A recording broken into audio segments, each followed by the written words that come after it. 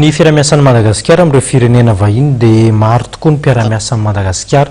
Raha ny firenena vahiny no resahana, anisan'izany Japon izay manome toerana hatrany an'i Madagasikara raha ny nisongadina tao anatin'ny fanamariana ny tsingeritaonan'ny mpanjaka japonais Akihito, nisy ny lanonana ny fanandrify tamin'izay ny tanterahana teny Ivandry teny. Nankalazaina androany teny amin'ny masovoan'ny Japon ny fa 420 taona ny mpanjakan'ny Japonais Akihito. Nanazava ny ambasador Japonais Ishi Ogasawara fa mampiseho ny fitambaram-ponina Japonais ity mpanjaka ity. Efa lehibe loatra izy ary efa nofidina ny lalàna hanolona anazy amin'ny printsy ny 30 avril 2024.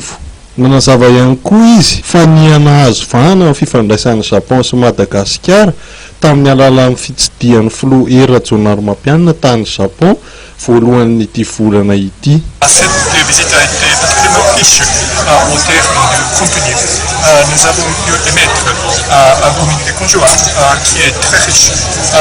Nous avons nos deux pays se sont identifiés l'un et l'autre partenaires internationaux. Nanazava ny ministra ny raham-bahiny Henri Raparinjaka fa efa nahita ny fandrosoana eto Madagasikara i Japon.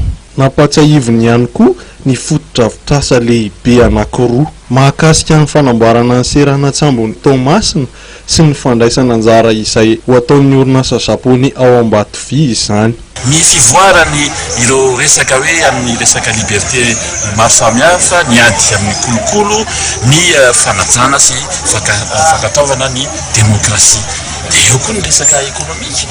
Fantatsika fa Japon zany izao dia mitondra ireo le tena raha ty amin'ny continent africain no lazaina dia misy fotodrafitrasa ngisabe anakoa ty Madagasikara dia ny fanalebiazana amin'ny portny Tangatavy ary ny fandraisana anjara ny partie privée japonaise ao amin'ny Ambatovy vola be ho an'ny asa ho an'ny vahoaka malagasy. Ngeza dia ngeza tokoa izany. Antenaina izany fa hiteraka vokatsoa an'i Madagasikara ny fiarah-miasan'ny rotota.